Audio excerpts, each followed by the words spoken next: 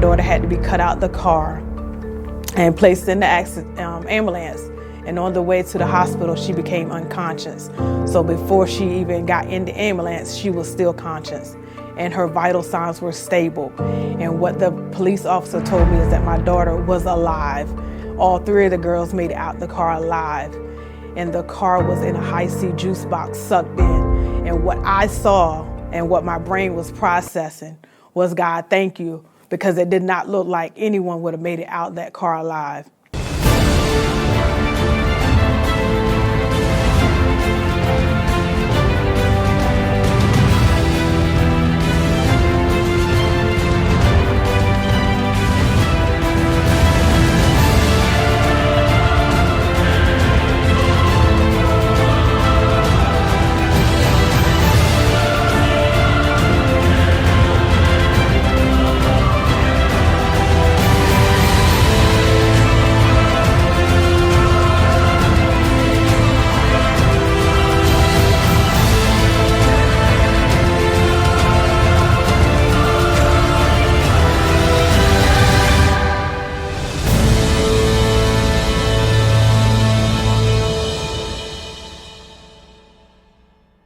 My name is Letitia Council. I grew up on the Eastern Shore, Virginia.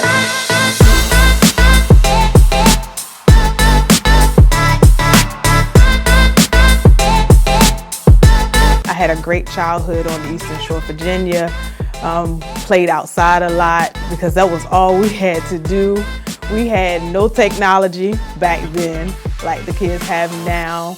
It was very family oriented. And we all came together during holidays to spend time with our grandmothers. And I genuinely miss my grandparents, and I miss going to their homes during the holiday season to eat their food, of course.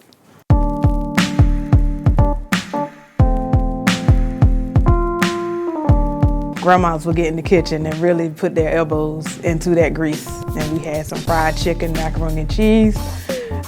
We didn't eat collard greens, but they had turnip greens. I didn't eat turnip greens, so I missed out on my vegetables most of the time.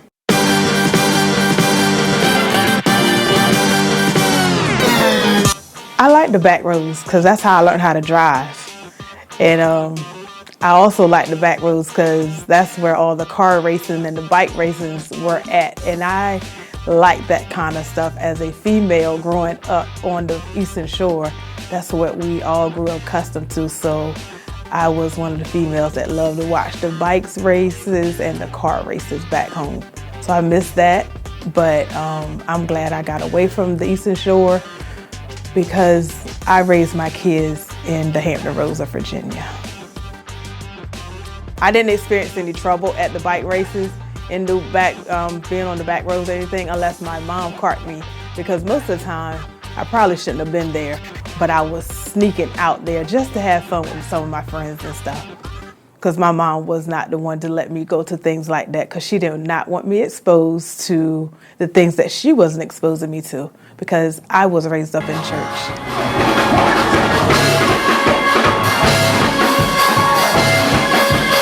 I was on the Youth Young Adults Child choir. I participated in, Bible. I didn't go to Bible study, it was Sunday school. My mom made sure that I was in Sunday school every Sunday. And truth be told, I did not like to go because I felt like I shouldn't have to go. And I was a child, so I had to be obedient to my mother. And now as an adult, I'm glad I was raised up in the church because it has brought me back to God as an adult now. But for the most part, as a youth in the church, I enjoyed it. I didn't have a bad childhood experience in the church home. Some of the things that I wasn't exposed to as a child, I experienced in my adulthood because I just wanted to do it. Like going to do what I wanted to do. I did do some of those things as a child. And into my adulthood, I felt like I could still do those things as well. One thing that I did do as an adult is break the law. When I mean break the law, I mean speeding, getting speeding tickets. Speeding tickets was one of the things that I used to get all the time as a young adult and as a teenager. But other than that, I really didn't do too many bad things. I skipped school some days. I skipped classes. I did. And I returned back to school before my mother knew that I skipped school and or that class. So I typically wasn't a bad kid, but I just made some bad decisions.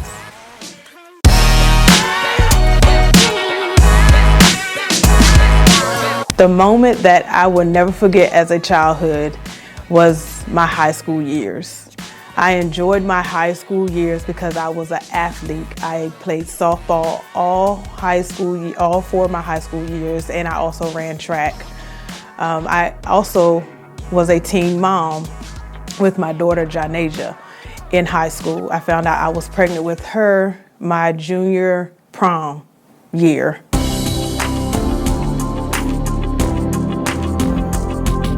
We were together, I believe, for a year. He was my first love as a teenager. And then once we broke up, that's when I found out I was pregnant. He also was in the military. So when I found out I was pregnant, he got deployed to Okinawa, Japan. And I was 3 months pregnant with our daughter at the time. And when he returned back, it was time for me to have our daughter. I was a senior by the time I was getting ready to have her. And she changed my life. We grew up together. And I did not know the ins and the outs of being a teen mom, but I gave it all that I had in learning the best that I could and to provide as a teen mother.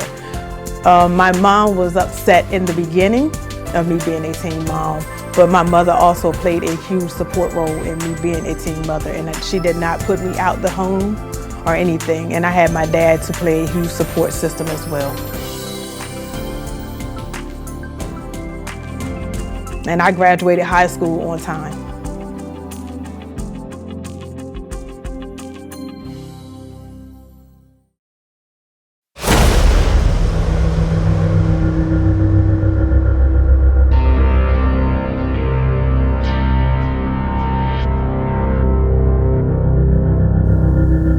This is my bully moment.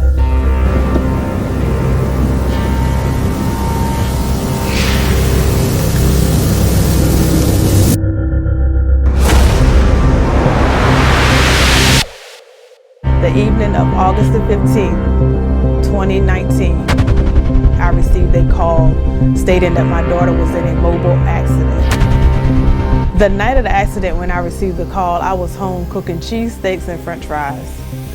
And I stopped in the moment and I answered the phone and I said, "Hey, Nasia."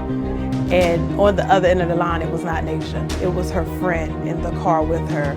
And she said, "Jay had just been in an accident." And I asked, "So where are you?" She said, "I'm here with her." And I said, "Okay, I'm on my way. Let me know where y'all are." And she really didn't have to describe to me where they were because I had a locator on my phone. So I could just plug into that. And as I was driving down 664 southbound, I stumbled upon the accident scene. And I was doing the speed limit, so I thought. And when I got out, I began to walk fast as I could and running mode as well. And I ran up on the accident, and the state trooper was already there. And the state trooper described to me, she saw the accident because she was cars behind my daughter. And she saw that somebody ran my daughter off the car, and she swerved. And she flipped my car twice, hitting a utility box and a tree.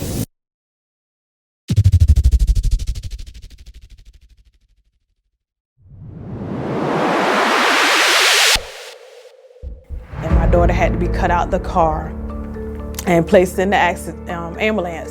And on the way to the hospital, she became unconscious. So before she even got in the ambulance, she was still conscious.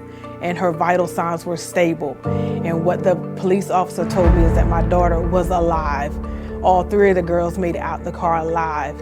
And the car was in a high-C juice box sucked in. And what I saw and what my brain was processing was, "God, thank you," because it did not look like anyone would have made it out that car alive. And as I was on my way to the hospital, my daughter was already in the emergency room. But before I got into the hospital, I heard the paramedics talking about the young lady that had just got outside of their ambulance. And I knew they were talking about my daughter, so I asked them, what is it that they needed to know? And they needed to know her date of birth. They had her name, but they needed to know her date of birth. And I confirmed that. And they needed to know some of her health history. And I had to confirm that as well, because as I stated, she went unconscious on the way to the hospital. And when I saw my daughter for the first time, she was on a ventilator.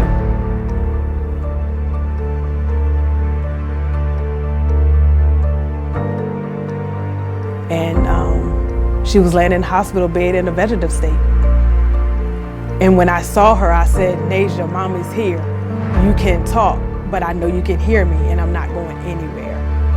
So as we left from the emergency room to go to the ICU unit, I let her know I'm still here. I'm holding your hand. I'm behind the bed as they are transporting her to the next floor, and I'm not going anywhere. But I also heard once we got to the unit, the doctors was talking, and I said, that's my daughter you're talking about. What's going on? And they said that her condition was critical. She was not going to live. And the doctor said, hold up, I need to finish the assessment and we'll come out and talk to you and your husband in a minute. So once we got into the consulting room, that's when the doctor let me know that my daughter's quality of life will soon come to an end based off of his experience and the severity of the accident. Lift your eyebrows. You're going to lift your eyebrows. There you go. Do it again. Raise your eyebrows for Mommy.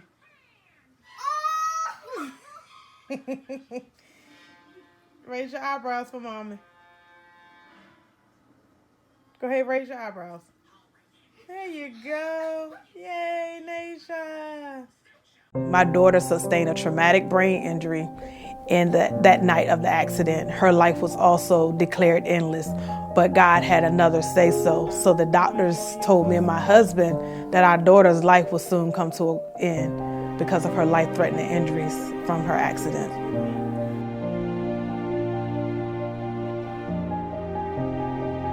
Before I received the call about the accident, I just called my daughter and I just was checking on her and said, hey, make sure you have your seatbelt on, don't be on the cell phone while you're driving, and no texting and driving, and make sure the music is not loud, because I did have a wild teenager and I just wanted to make sure that she was doing what she was supposed to do, because she had regained my trust in order to get the car that night. And she said, yes, ma'am. And I believe my daughter did the right thing, because when I received her cell phone, it was not cracked. And I still have her cell phone till this day. And brand new cell phone, still not cracked.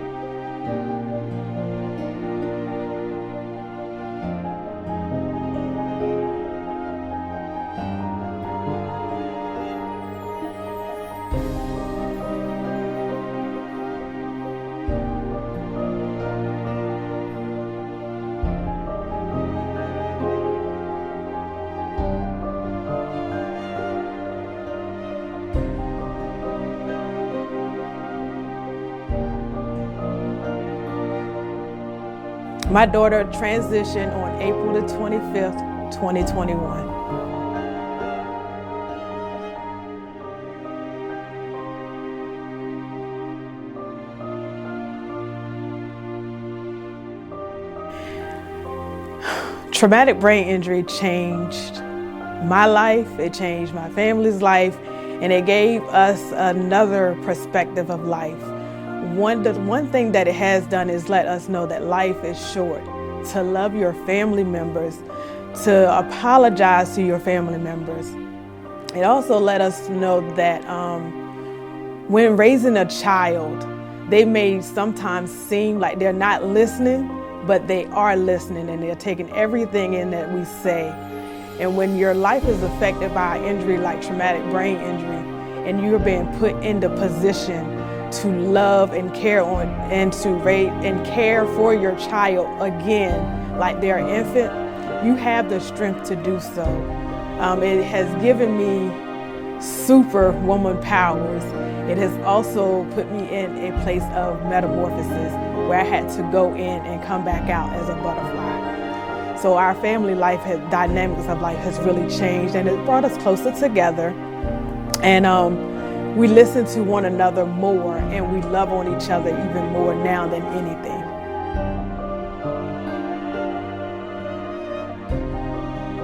My biggest regret, looking back on everything that has occurred, is probably saying yes that my daughter could use the car that night. And why is that my biggest regret? Because maybe if I told her no, I may still have my daughter. But I do not let that regret take control of my life now. Because what I do know now is that my daughter's in a better place, and it has also caused me to produce pain to purpose. The bully part of it was fear, rejection, and it caused me to feel like nobody wanted to hear about anything that I was going through. And I beat that because I've spoken up. I share my story, and it's an empowerment to help other people to rise up from the ashes of their trauma.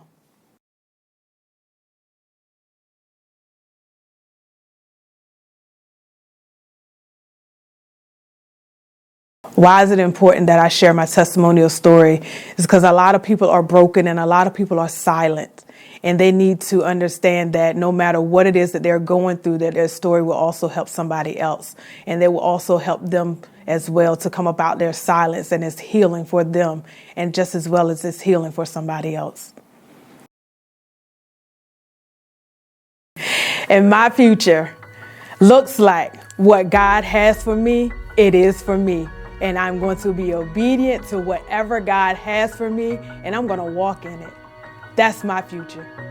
Being a part of the Bully documentary series makes me feel amazing. It has answered a prayer that I talked to God about 3 years ago about doing a documentary series about my daughter and sharing my story about how traumatic brain injury has changed my life. And not only has it changed my life, but it will cause you to get up to help change your life. So share your story to help better yourself and to change somebody else's life. Right now, I am a butterfly mom. I had to go through the metamorphosis. I had to go through the healing process and go through the changes that God wanted me to go through to get up and to live the life that He had already called for me to live. So I am going to get up and I'm going to fly high, just like the beautiful butterfly that I am today.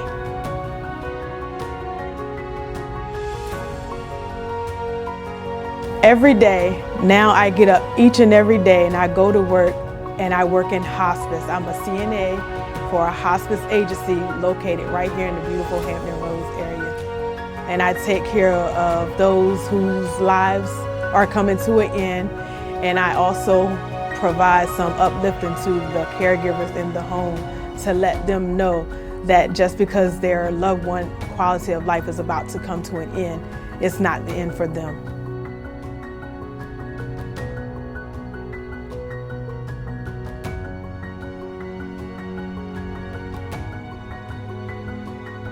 Traumatic brain injury is not the end. It's an injury. It's an invisible disability, but it does not make you disabled from doing anything that you would still want to do. Whatever it is that you want to do, look back on your life before your injury and still pursue what it is you want to do. Caregivers, seek help, ask for help. Don't get burnt out. There is a lot of help out here, and you can get that help. And I am an advocate for caregivers of traumatic brain injury. I also have a nonprofit called the Nasia's Foundation, and we are huge advocates for support for caregivers.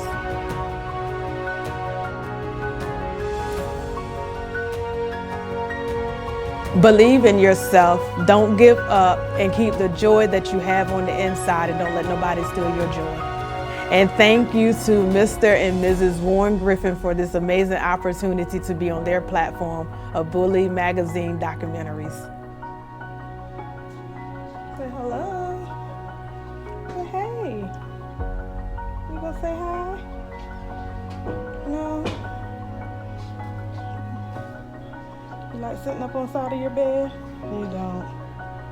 You rather lay down? Okay. You gonna give me about 5 minutes of sitting on the side of the bed? No?